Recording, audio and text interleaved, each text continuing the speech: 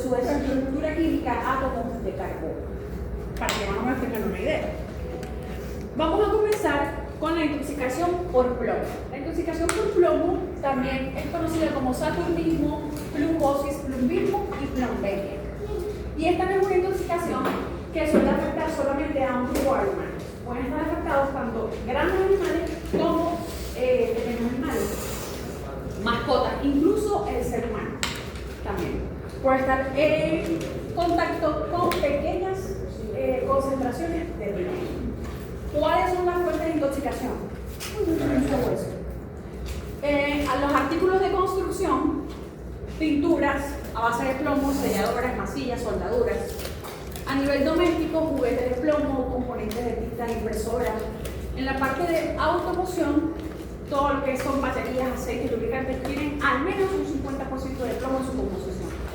Tuberías de agua, que pueden estar hechas a base de plomo, munición de armas cortas y largas. Y digamos que en animales de granja, los pastos contaminados es una de las principales fuentes de contaminación. ¿Por qué los pastos contaminados? Pueden haber, se les puede ocurrir. Por la carretera. Yo recibo de la carretera. Exactamente. Como se puede ver aquí, obviamente están mucho más expuestos los pastos que están cerca, obviamente, de esas carreteras en donde hay restos de lubricantes, de aceites, de combustible que por acción, no sé, de la lluvia, vamos a suponer que es la lluvia, perdonen esa sustancia hacia el pasto. Entonces, el pasto contaminado es una de las fuentes más importantes en animales de granja.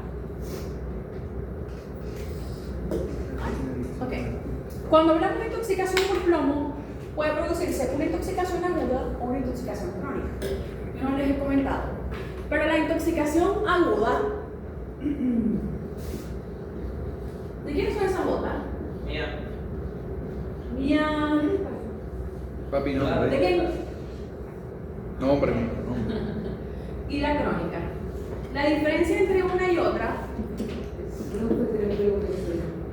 ¿Ya mencioné? Ajá, ¿qué dijo el profe? ¿Cuál es la diferencia entre El una y otra? tiempo. La una es el tiempo. ¿Y qué más? De horas, semanas, incluso de 3 meses. Y la crónica.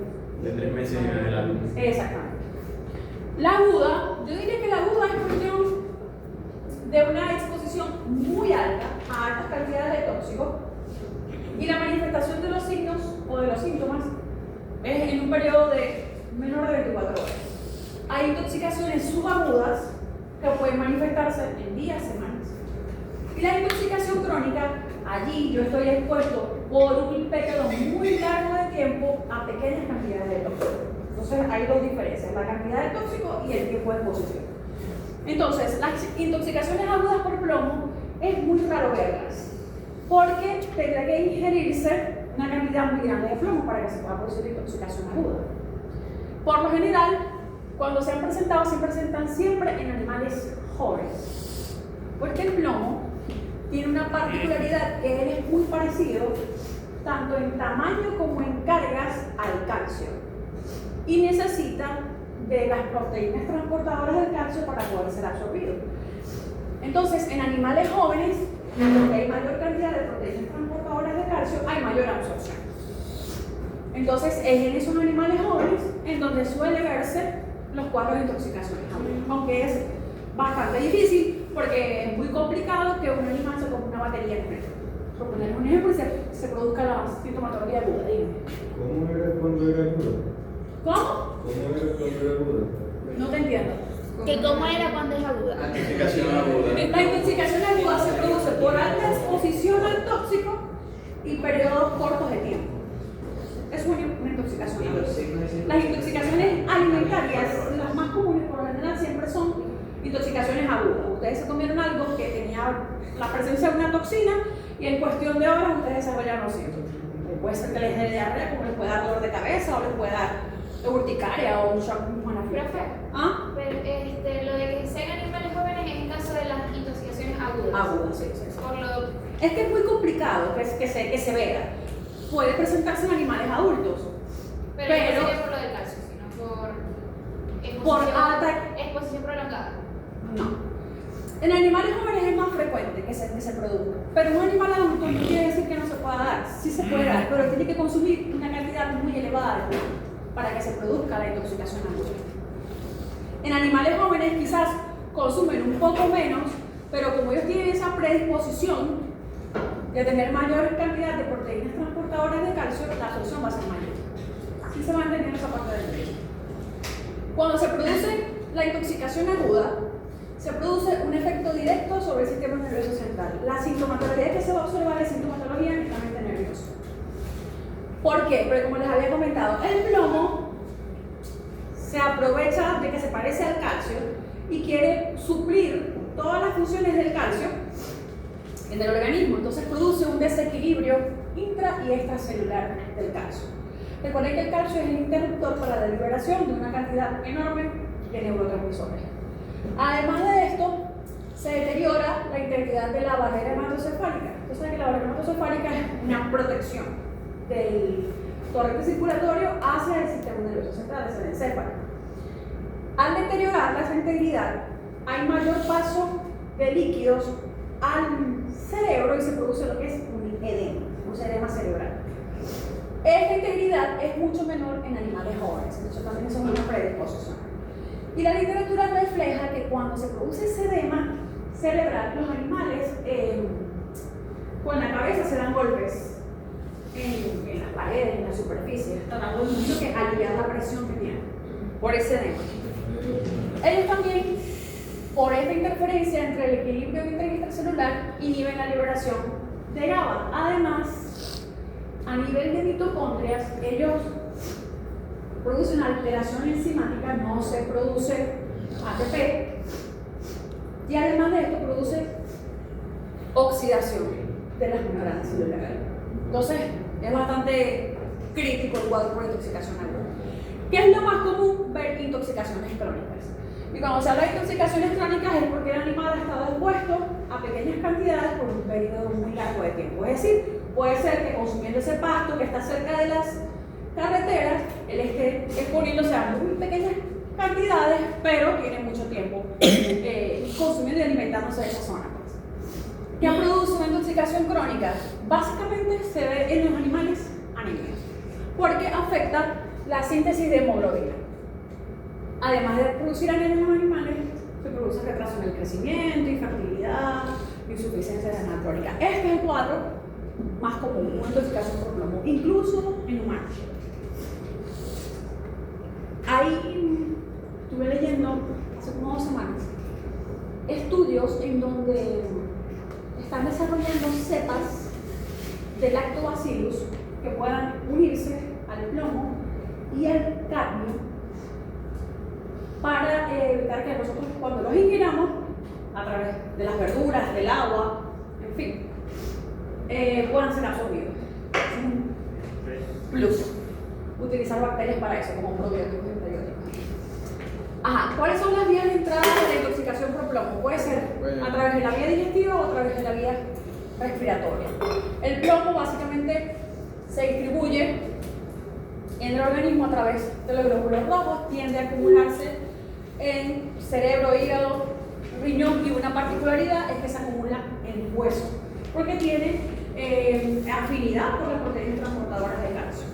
Es por eso que el tratamiento de la intoxicación por plomo no es como una primera línea o se considera en animales de producción.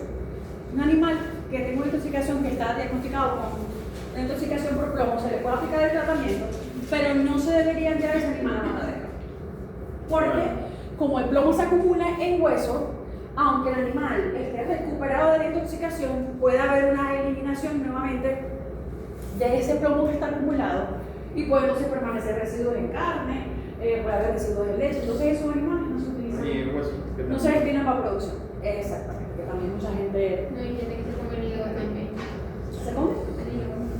Ah, el hígado, no el hígado. Para empezar por ahí. Ok, entonces en animales de producción, si se quiere tratar, se trata, pero esos animales no pueden destinarse tampoco a matadero. Además de que el plomo permanece mucho tiempo en los tejidos acumulados y eso va a tomar muchísimo tiempo en que sea eliminado para poder entonces enviarlo que se pueda consumir.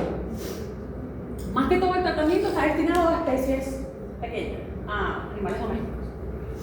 La absorción, bueno, como les había comentado, en los jóvenes hay mayor absorción que en el adulto, por lo que les había comentado de las proteínas transportadoras de calcio, y también se ve favorecida la absorción de plomo con la vacuidad del estómago. Cuando tenemos el estómago vacío, o el estómago vacío, va a haber mayor absorción de plomo porque este no va a conseguir otro componente con que unirse y que este no se pueda absorber.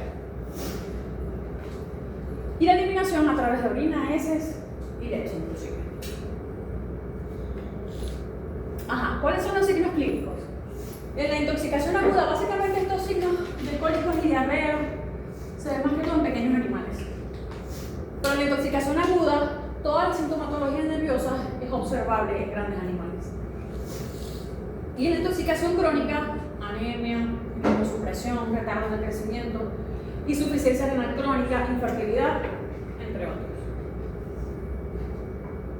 Esas son las especies que pueden ser afectadas, incluso las aves. Nosotros también. Ajá. ¿Cómo podemos hacer el diagnóstico? A través de una buena anamnesis, la observación de los signos clínicos. Puedo hacer exámenes toxicológicos, tomando una muestra de sangre. Puedo tomar muestras de hígado, de riñón. Y puedo también hacer un estudio radiológico en donde el hueso se va a ver mucho más radiolúcido de lo normal por la cantidad de plomo acumulado. Estos son los niveles determinantes. 0.3 partes por millón se considera un diagnóstico positivo si se acompaña de signos clínicos apropiados. Pero si el nivel supera los 0.3, mayor a 0.6, ya eso es un diagnóstico de toxicidad por plomo. Niveles mayores a 10 partes por millón en tejidos es suficiente para confirmar el diagnóstico de intoxicación por plomo. Ajá. ¿Cuál es el tratamiento? ¿Qué les dijo el profe de la diferencia entre lavado gástrico y inducción de vómito? El tiempo también. El tiempo que iba a ¿Qué tiene que pasar. ver el tiempo? Que el vómito solamente se provocaba si había pasado menos de 2 horas. Y A partir de 2 horas se utilizan los herméticos. De 2 a 6 horas. A partir de 2 horas No, no, De 2 a 6 De horas 2 a la 6 horas. se hace A el las lavado. 12 horas se utilizan. ¿Y por qué no puedo yo, si tiene 6 horas, administrar un hermético? Porque ya que se ya estaría. Perfecto, están claros con eso. Podemos hacer un lavado gástrico o administrar herméticos dependiendo del tiempo en el cual ocurrió la exposición.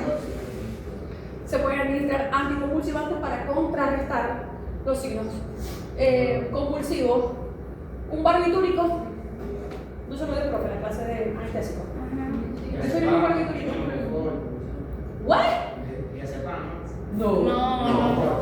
Tampoco. Ah, ¿en serio? ¿Barbitúrico?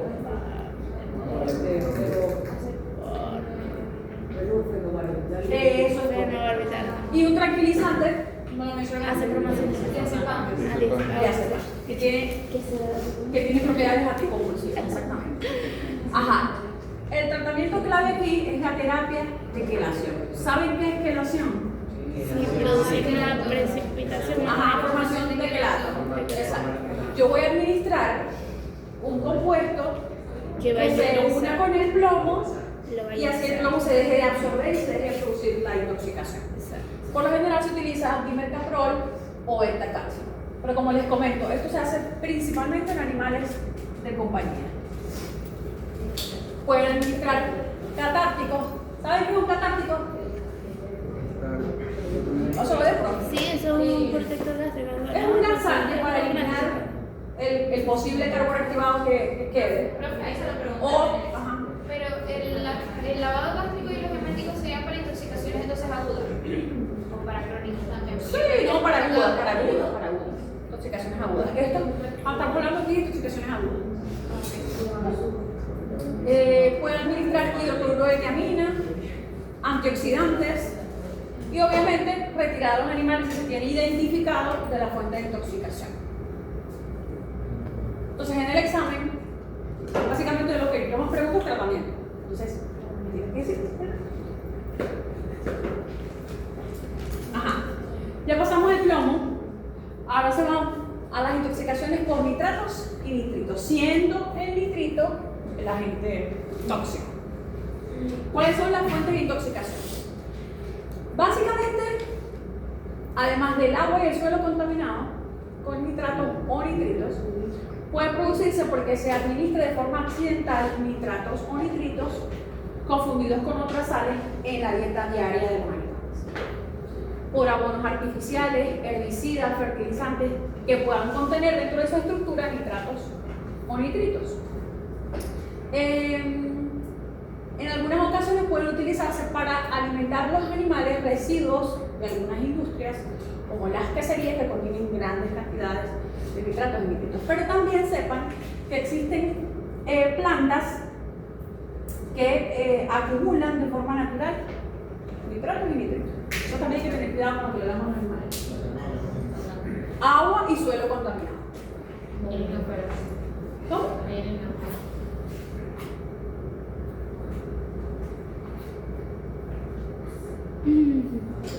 ¿En serio?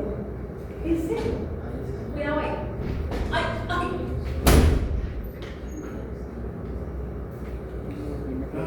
La avena.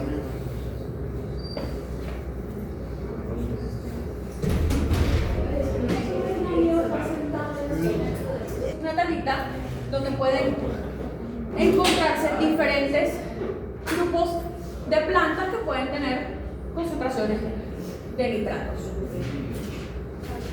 Está la avena, está el sorgo, el maíz, la remolacha. ¿No? La canola. No está ahí, pero tiene. Sí, ok, muy bien. ¿Ustedes saben de eso por nutrición? Perfecto, muy bien. A ver si lo meto ahí la canola. Ok, ¿cómo se produce la intoxicación?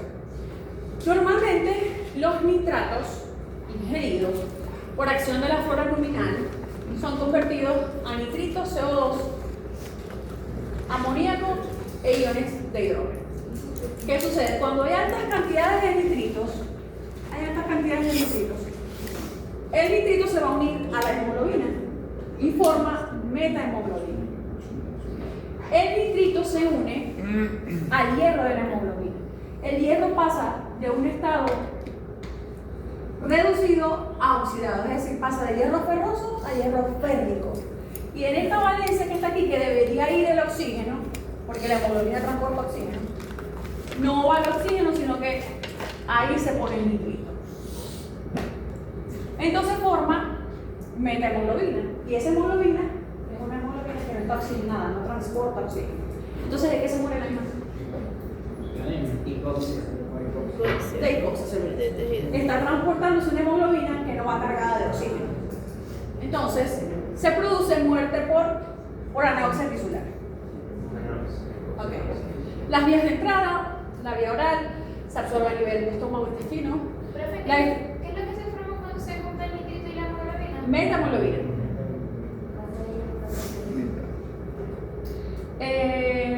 Se distribuye en plasma, uniéndose al grupo hemo de los glóbulos rojos, y la eliminación, orina, saliva, leche.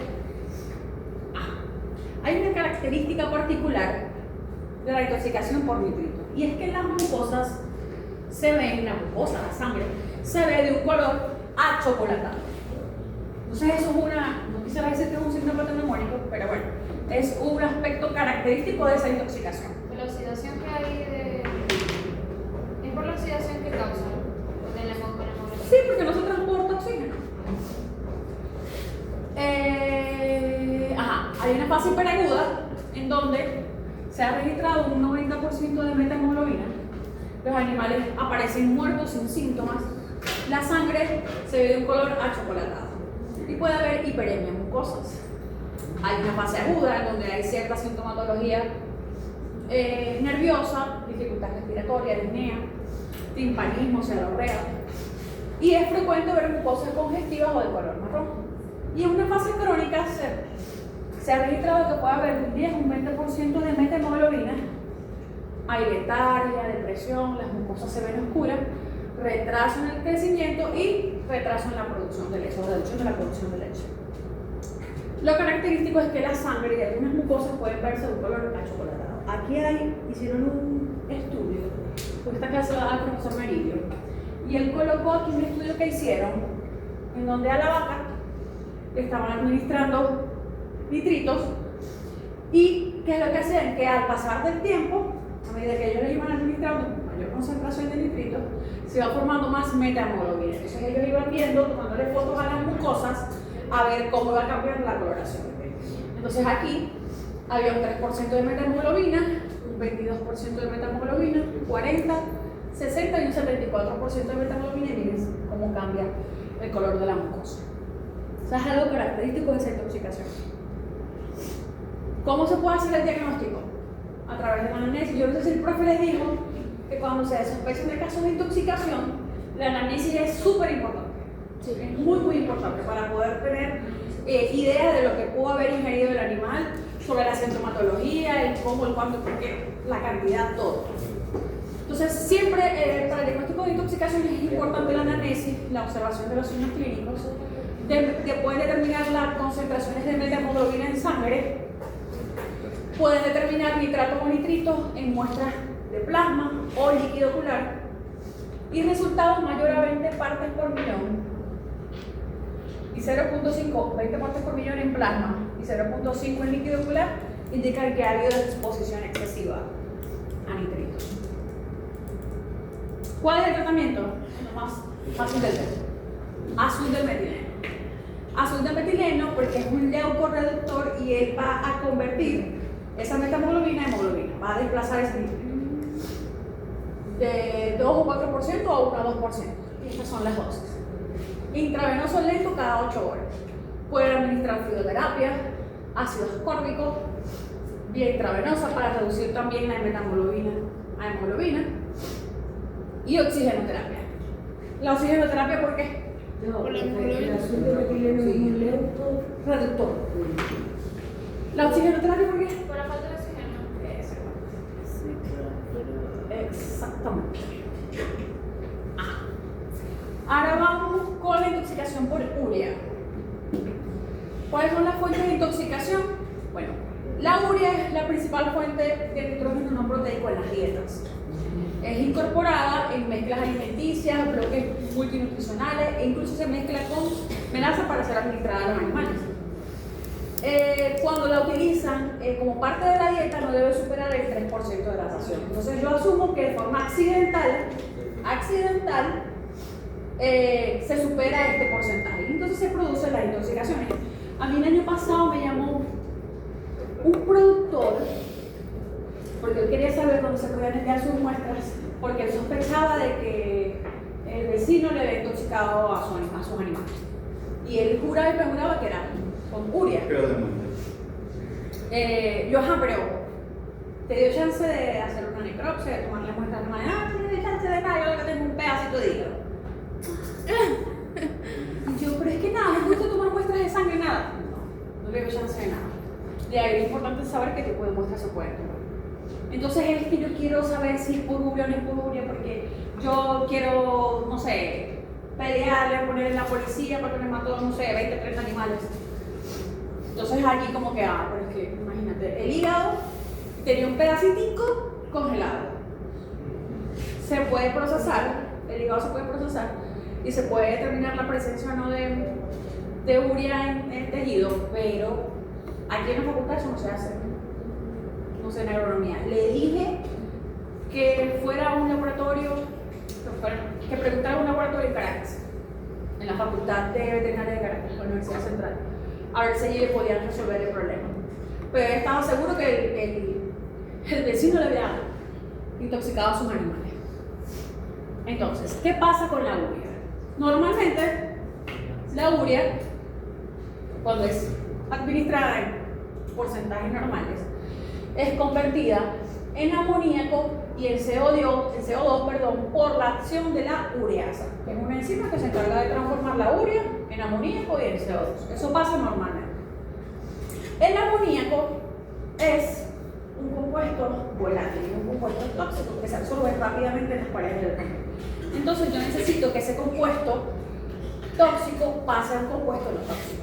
Entonces en condiciones normales ese amoníaco que se produce se une a un hidrogenión y forma amonio. Y el amonio es un compuesto que no es tóxico y no es volátil.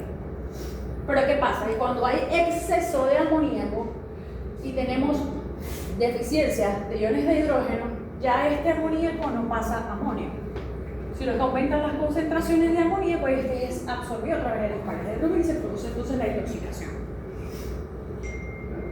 ¿Qué particularidad tiene? Aparte que es neurotóxico. ¿Ah? Aparte que es neurotóxico. Sí, ya lo van a ver más adelante.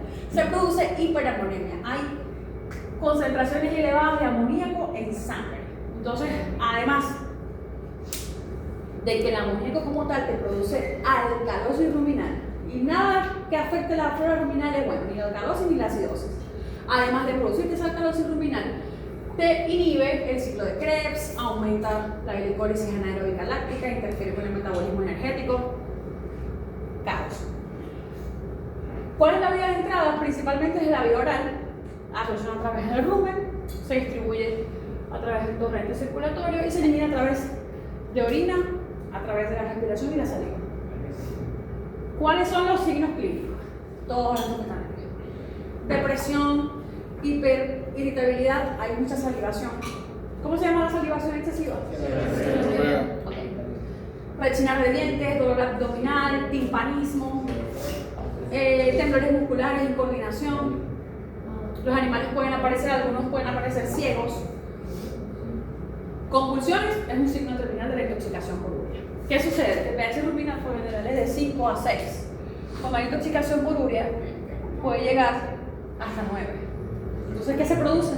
Alcalosis. ¿Cómo se hace el diagnóstico? En base a la anamnesis, signos clínicos. Se puede determinar el nitrógeno amoniacal en muestras antemortem y postmortem. De líquido ruminal, sangre, suero y orina. Y él tenía hígado. Pero bueno, el hígado se puede hacer un proceso para poder extraer la presencia o determinar la presencia de nitrógeno amoniacal. Pero hubiese sido lo indicado que tuviese muestras por lo menos de líquido ruminal. Si no podía tomar muestras de sangre o suero o orina. ¿Y ese pedazo de hígado no se podría llevar al centro de enfermedades metabólicas de medicina? Ah, no sé, eso no se me ocurrió. Eso no se me ocurrió porque yo le pregunté a un laboratorio privado, no me acuerdo el nombre, y me dijeron de una vez que ellos no procesan muestras de origen animal. O sea que yo le puedo haber hecho un pedazo de hígado, ¿no? Como es el centro de enfermedades metabólicas. Ah, pero podría ser también. Y el señor estaba loco por meter preso al vecino. También se pueden determinar las concentraciones de amoníaco. Más de 2 miligramos por cada 100 ml de sangre indican exposición excesiva. Pueden medir pH ruminal o fecal, que si es mayor a 7.5 puede respaldar el diagnóstico en conjunto con la sintomatología clínica y todo lo que esté asociado a ella. El tratamiento es súper sencillo. Si yo lo que tengo es una alcalosis ruminal, ¿qué tengo que administrar?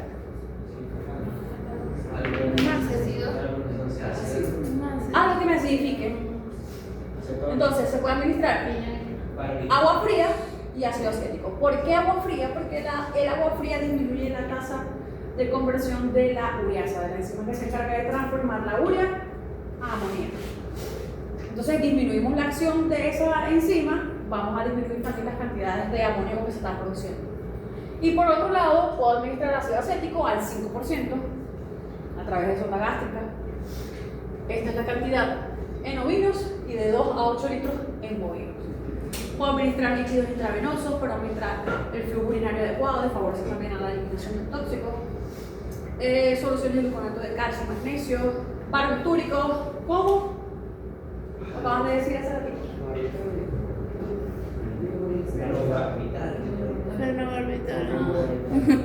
Se puede colocar un trocar si el animal tiene timpanismo, acumulación de CO2, y recomponer la flora ruminal también es una opción para el tratamiento de la intoxicación por urea.